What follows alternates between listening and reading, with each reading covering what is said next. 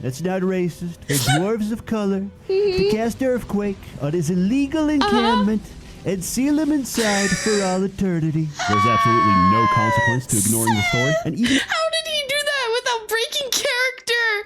I would have been mid-sentence sobbing. He did so. Alright, today we're reacting to Seth diving into Warlords Battlecry 3, a strategy game that looks normal at first glance and then slowly starts unraveling your sanity.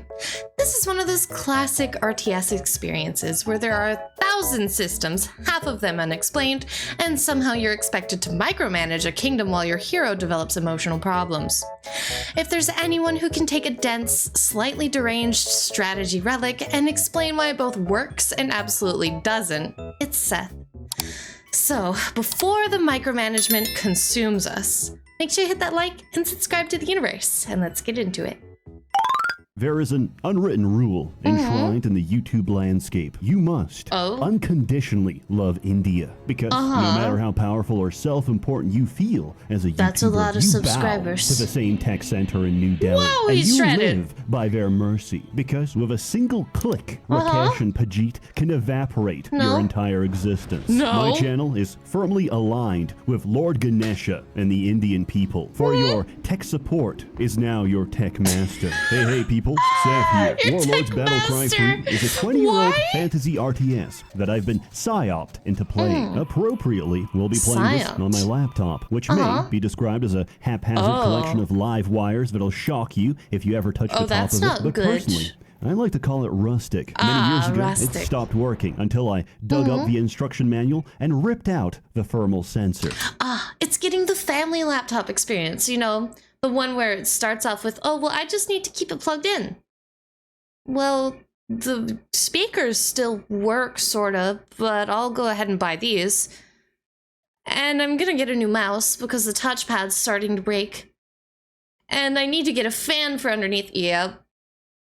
This looks like your textbook family laptop because if it's broken, no, it's not. Stopped working until I dug up the instruction manual and ripped out the thermal sensor. This is incredibly safe. Why? Don't let the warped Avril Lavigne and M&M stickers tell you otherwise. It can no longer support a battery, and I jury-rigged a new power switch because I broke the old one. But hey, it's got excellent airflow. It worked. And the exposed left speaker is a fun and real. entertaining fidget toy for all to enjoy. Just as long as you don't move it, touch it, and whatever you do, don't put it on your lap. Because that's how you get burned. That's it's an a piece actual of shit condition. that served me well. You know what else has served me well? My sponsor, who keeps rewriting me writing all my of scripts. lines. It's hard. Hey, My gang, nails tell are me long. something. Do you like being spied on? Being watched? Having every single move you make cataloged and sold off to the highest bidder? Sound familiar? It should, because if you're located in the land of the free, home of the profits, that's right, the US of A, that's exactly what your ISP is doing right now. It's true. Your star-spangled corporate overlords are actually allowed to store logs of every website you visit, and it is their legal right to sell your data to anyone. That's why I use ExpressVPN. Seth, how dare you. ExpressVPN reroutes your internet connection through their secure encrypted servers, so your internet provider, Uncle Sam, or your own local elected officials can't see or log what you do online. Now, I know what you're thinking.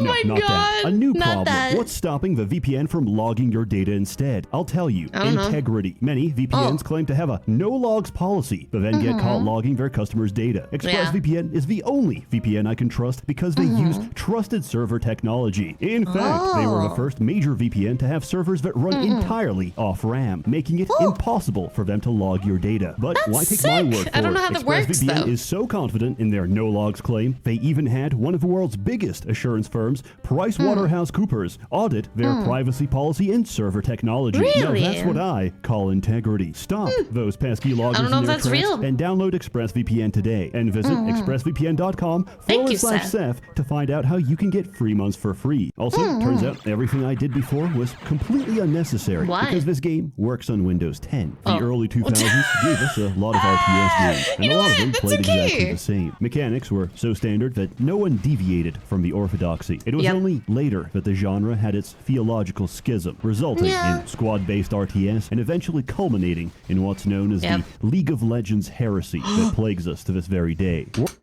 I'm sorry. Actually, I'm not sorry. It is just involuntary natural reaction at this point. I used to be a league sweat. That is something I'm not afraid to admit. But there's a reason why I quit. There's a good reason why I quit. Literally a week before Jinx came out. Didn't even know she was arriving. But I did quit. I'm proud to say that. It's a terrible, terrible addiction I have. Culminating in what's known as the League of Legends heresy that plagues us to this very day. It is a plague. Warlords Battlecry 3 is no different. It's Age of Empires, except the Turks have a much more accurate depiction. Can't You believe we're collect finally resources, getting married. build buildings, produce... I'm sorry, what did that say? Except the Turks have a much more... At first you were off-putting, but the way you verbally harass Turkish people online really won me over. Oh, people are actually like... I have met people like that, actually.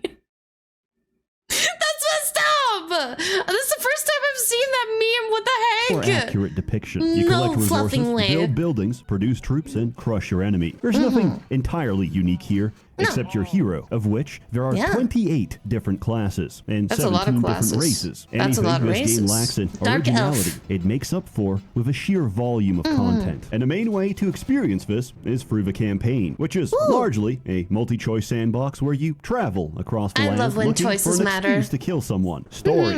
You play as a cosmic ICE agent, receiving a report that Gorgon, fifth horseman of the apocalypse, has illegally crossed the Etherian border with intent to cut grass for $7 an hour That's as so an good. undocumented illegal. We can't let this go on, so we ask the dark dwarves, that's not racist, the dwarves of color, to cast Earthquake on his illegal encampment and seal him inside for all eternity. There's absolutely no consequence to ignoring the story, and even... How did he do that without breaking character? I would have been mid-sentence sobbing. He did so... I need a drink after that. A stiff one. him inside for all eternity. There's absolutely no consequence to ignoring the story, and even if that you was finish beautiful. it, you get a pop-up Oh, saying, Gorgon my has been God. healed, now go explore. There's no conclusion, Good. no final battle, and you No. don't even get to see him. He's just this sealed. is the literary equivalent of a toddler starting a sentence, forgetting where he was, and going to sleep. And Yep. just as well, because story is not the focus. my. By far, the best part of this game is the community, which is extremely passionate, to say the least. Oh, I You'll can have people in tell. comments saying things like, Death Knight is the best. And immediately someone will come out of the woodwork, proclaim that their Fey Assassin is going to one-tap. I'm sorry. I know he's literally telling me what this comment says, but I need to read it myself. There's a difference between being told and summarized what this threat says and reading the threat yourself. That's cute. Fey Assassin 58, 100% assassin chance. I will literally skull and at your... Oh. Can't really say much of these words on YouTube, I see. This is genuinely why new users need a grace period before posting here, because fluffing underdeveloped embryos like you can comment without knowing what's up. You develop a frontal lobe before posting, which I imagine is pretty difficult coming from the union of, between a brother and, okay. Genuinely hope your mother wanders around and finds something outside her... Oh my god. It's just a game, my guy. It's just a game, and he's a year late, too. Almost a full year. It's a game. If the guy likes Death Knights, let the guy like Death Knights. Are you okay? Do you need help? Or a hug? Or a therapist? Which one? them, and question the fidelity of their woodwork, proclaim that their fey assassin is going to one-tap them, and question the fidelity of their parents' marriage. Which brings us to the focus of my really good hyperfixation, summation. Objectively the best build in a game that's popular with a 10 or so Polish men that still play it. In the process, I'll talk about each race. What do you say, Gav? The Selentine Empire is a race that answers the question of what do we have with whatever you want? Because apparently the only barrier between recruiting demons and vampires to join your ranks is socioeconomic. They can pay for random mercenaries that give a taste of every race. Their tech tree is sensible, and they have access to spell research, which, if you stall the mission, unlocks every spell in the game. Alchemist specializes in alchemy, which is the original reason I got into this game, because the very first spell you get, cast at a high enough level, creates max level items out of thin air. This includes set items that are unique to the campaign. This leads to a situation where you spawn in, drink your mana pots, print everything you want, and resign the mission. Everything in your hero's backpack is saved, which can be sold in the market for infinite money to spend on infinite supplies and reinforcements. And then we go from ridiculous to game-breaking by casting Spellforge, which doubles the effect of all your items, turning your alchemist into the strongest unit in the game. Shenanigans include, but are not limited to, having armor so high you can't take damage, doubling your mana regeneration to fill up in seconds, to abusing double rings of resurrection for a 40% chance to revive your entire army each time you take a swing. I have the body of a god! Barbarians are a fine race. You can set them on fire to go berserk. They're Light them ablaze. spammable, and effective against larger units. Regardless of class, all heroes are melee. The only Into the meat exception is grinder. an ice mage who can give himself ranged attacks by casting ice flow. This represents my first failed experiment because the investment is massive and the payoff is garbage. Everything ice magic does, pyromancy does better. And who better for it than a demon? Because just like the mukbang, but just like the age-old argument, in winter you can put on as many layers as you'd like to keep yourself warm, but in summer you can only take off so many before it becomes illegal. So fire magic is still infinitely better. Everything ice magic does, pyromancy does better. And who better for it than a demon? Blood heals me. Death delights me. I can Pain tell. purifies me. Demons are resource hungry and have some of the most obnoxious That man hitboxes for scares their me. buildings. But if you survive to late game, you automatically win because you're the only race that doesn't pay for troops. More importantly, demon heroes snack on souls, which are formed by enemies after being killed by a succubus. This is the quickest way to get mana, and with the right items, I can summon my own army of them and use them as a self-sustaining mana battery. Combine that with pyromancy, and every free souls you chow down is another Armageddon inside your enemy's base. It's my sincere opinion that the funnest build in this game is a necromancer. But since we already get necromancy as an undead racial, we play a sage for reasons that I shall explain. Okay, explain. Dust we go. Undead are one of the most They have unique voice races in this lines. game because they don't make their own troops. Instead, you have skeletons, which can be morphed at any time into a higher tier unit along different upgrade paths. One of these is the Wraith, which may be the earliest example of ASMR. Wraiths are the only unit in the game that directly steal XP from the units they kill, which includes heroes and even your own troops. So we summon skeletons, which with a memory skill spawn with extra XP, sacrifice them to our Wraith, and grind it to level 20. 2 max level Wraiths are usually enough to solo That's the one way entire to break it. campaign. But why stop there? Using divination magic, we can cast Mind Leech, which gives affected melee troops the exact same ability as the Wraith. Zombies have access to Feast of Gorak, an ability that converts dead bodies into resources. As wiki users pointed out, unit abilities scale with level. So we summon a horde of skeletons, Mind Leech our zombie, and grind them to level 20. If we summon thralls from a cage, delete them with Ctrl D and feast their bodies, he prints out more resources than we originally put in. By having an infinite money printer and infinite power scaling, we're no longer playing the same game. No, we're not. Is no longer the objective, but rather a natural consequence of leaving my max level Doom Knight unattended.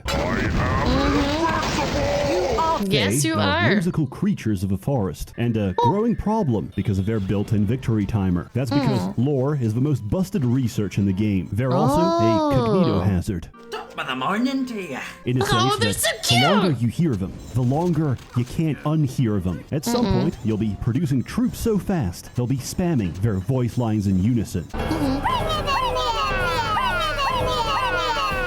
This... Kill them. Kill them immediately. That is the concoction for the worst migraine.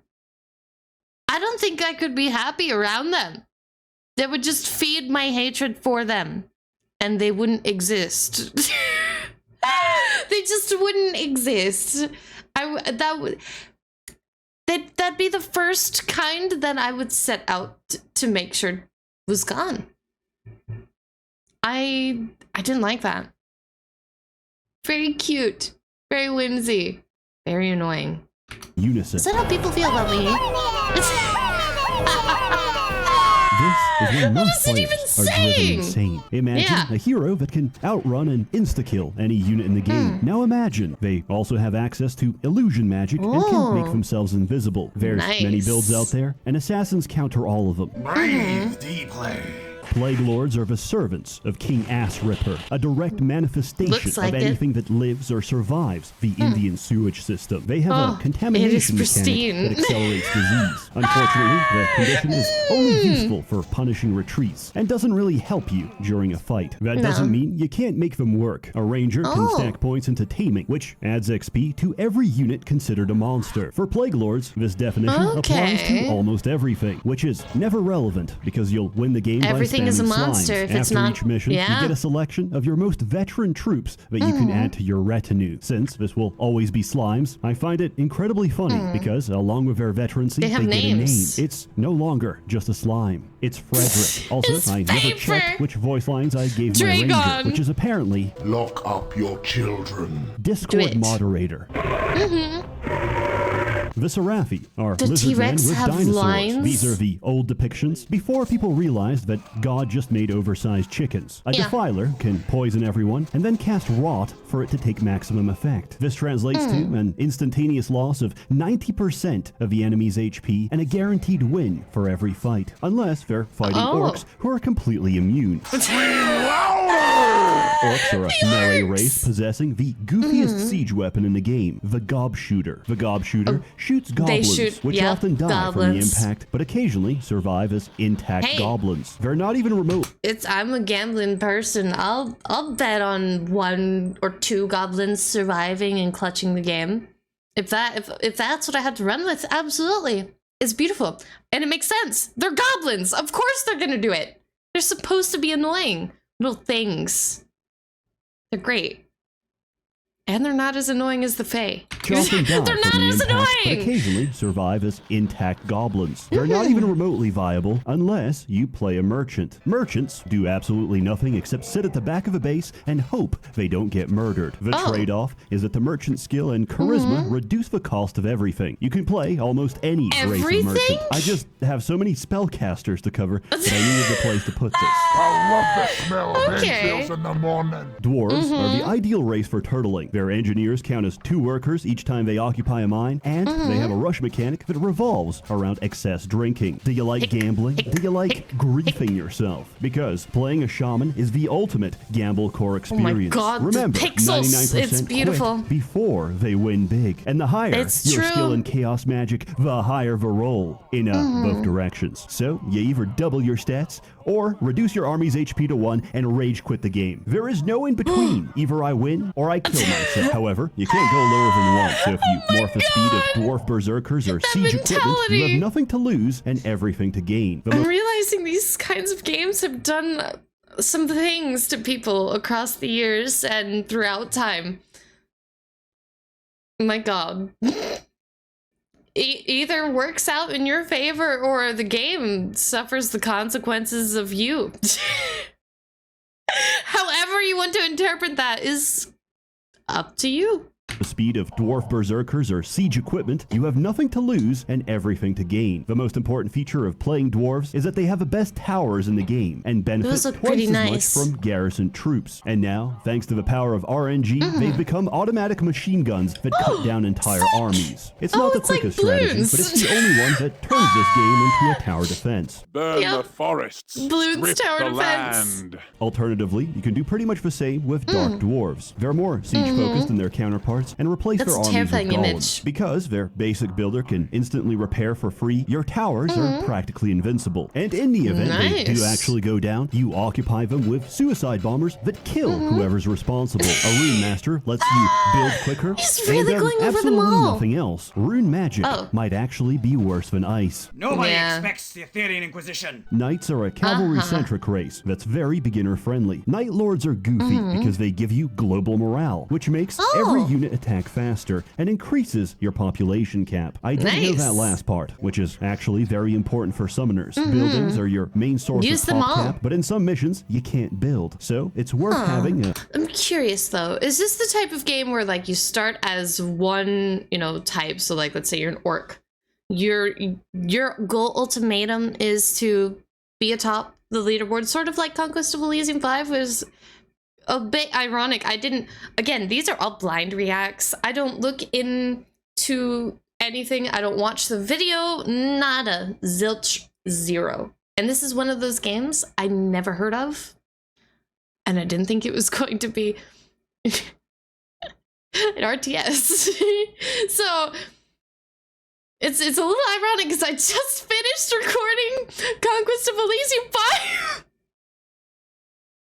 So I'm like, is this excessive to have two similar-ish games? Because I don't want to sound like a broken record.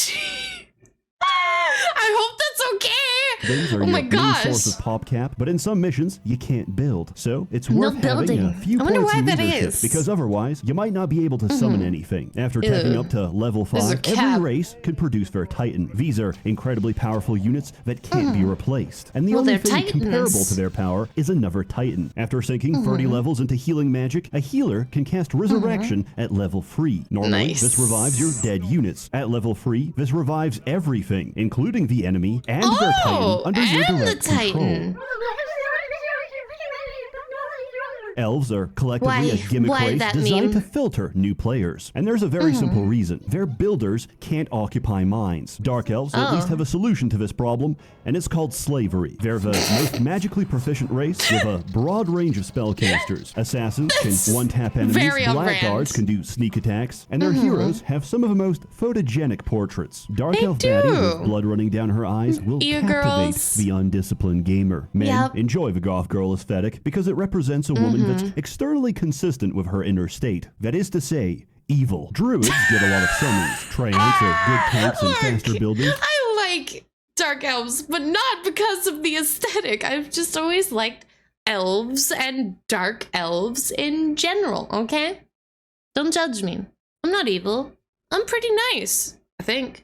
To say, I hope so. evil. Druids get a lot of summons. Triants are good tanks and faster builders, while unicorns compensate for the race's complete lack of healing. Nature magic isn't insanely powerful, but it's a good mix of everything. It's lesser nature. races beware. Endowed with long life and extreme prejudice, which they describe as pattern recognition, high elves are the canonical quirked-up white boys of Etheria. There's something very poetic about high elves refusing lower-class labor, preferring that I summon hordes of demons to occupy their minds instead. A summoner is not only the perfect complement to elves, it's the elves. only one that's viable, because we need to gain in a makes lot of sense. demons to give them time to execute their strategy. All elves produce wisps, which are their basic builder. 4 of these can merge together to form an ancient wisp, which generates crystal each second. The whole point of this Nice. race is the endless feedback loop of infinite crystal economy, That's which a only lot of accelerates crystals. the longer the game goes. Then my you make a God. bunch of archers and steamroll everything, because a fully upgraded high elf army has almost no answer to it. I've been a bad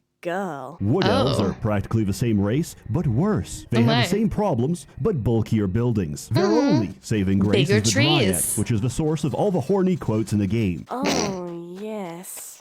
Do that again. But what if I told you, after theory crafting all of these numerous, No. diverse, and interesting builds, I've been bell curved, because the What? lowest IQ knuckle dragger will reach the same conclusion as the upper percentile. Just play Really? a warrior. Everything a mage can do, a warrior does better. Just it's in play the a name of the warrior. title. It's called Warlords Battlecry Free, not neurodivergent caster that needs 30 levels to get good. Who cares?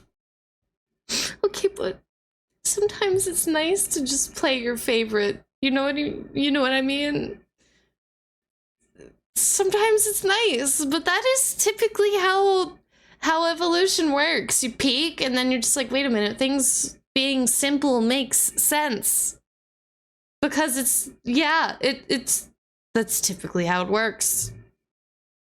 Free. We long for simplicity. Caster that needs 30 levels to get good. Who cares about your exploits when the average warrior will just click a corner of a map and solo the entire mission? His only weakness is running out of health potions, which is why you play a Minotaur. Minotaurs have some of the fewest but most upgradable units in the game. But most importantly, they have sheep. Sheep do have cost sheep. 1 gold per unit and can be snacked on by Minotaurs to restore their health. So we flood the map with a portable health supply for your one-man army. If you're playing this correctly, you should be able to see absolutely nothing. However, after everything I've been through, I refuse to accept this answer. There had to be something better. There must. And I think I found it. Coincidentally, Swarm is the first race I ever played because I thought the name sounded cool. And what did I get? I don't like the Swarm. Ants. Of But anything. regardless, we play Swarm because their bugs. ranks have access to Constitution, which adds 10 HP per level. Class doesn't matter, just any caster that has access to arcane magic. And now we create the most hyper-specific build possible. 10 points in arcane and dump the rest into Constitution. You need exactly 31 points of intelligence, which gives you 113 mana. The rest goes to dexterity because we are pathetically weak and need to outrun the enemy. We require the following items: 2 Fey Harps, a Wizard's Banner, a Staff of the Master, a Robe of the Archmage, and most importantly, a Paladin's Helm. First, we cast Mana Flow, which stacks with the 2 harps to give us 45% reduced spell cost. Then you cast Empower, which increases spell strength by 50%, and Command, which stacks with the Wizard's Banner to increase our area of effect. Destruction is the last spell of the Arcane Spellbook that deals the spellcaster's current HP -1 to everything on screen, including the caster. But because we empowered it, we deal 150% of our HP,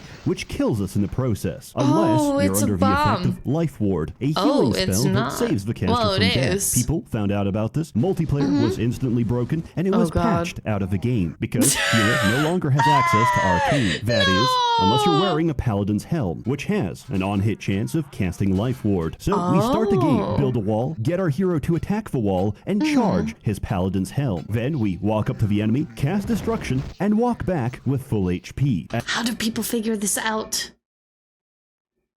How much time? How long did it take to figure out such small details? To make sure that you're still able to do the thing that the devs patched out for good reason. That is terrifying. What? Helm. Then we walk up to the enemy, cast Destruction, and walk back with full HP. At level 48 with 610 HP, you can one-shot the strongest Titan in the game. But yes, you can.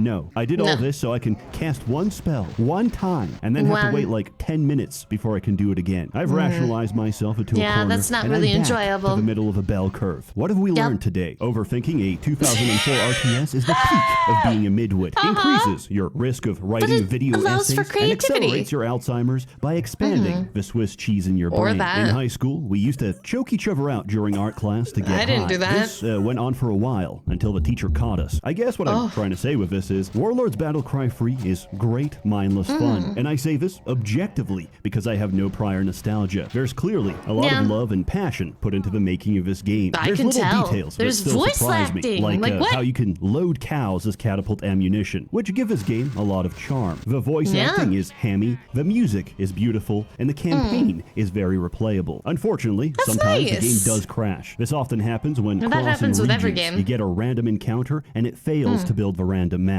If this happens, play a skirmish or move backwards in the map. But that's the charm of older games, you know?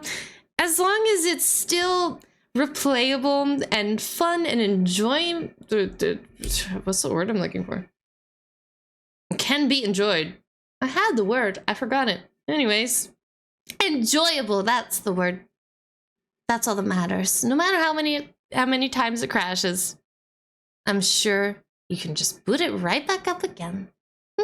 and it fails to build the random map. If this happens, play a skirmish or move backwards on the map. There's a charm to them. There's so much more personality. I thoroughly recommend that you don't buy it on Steam. GOG uses official patch 1.0 free, while Steam uses the unofficial patch, which made a very unpopular change. All summoned units come with a timer, and when this expires, they die. This completely destroys a lot of builds, so for the sake of your enjoyment, get a copy from GOG. Use offer code CHANCE for 45% off. There should be a sale, and if there isn't, I'll personally send you a free download link. Your graphics card may run a little hotter than usual, but I assure you, my Ethereum miner will take no more than 10%. As always, more content. Look, as long as I get to keep 90%. A warm thanks to the many members of the Merchants Guild generously funding and bankrolling these videos. Aww, you're all thank you, truly Seth. wonderful. Have a good one. You too.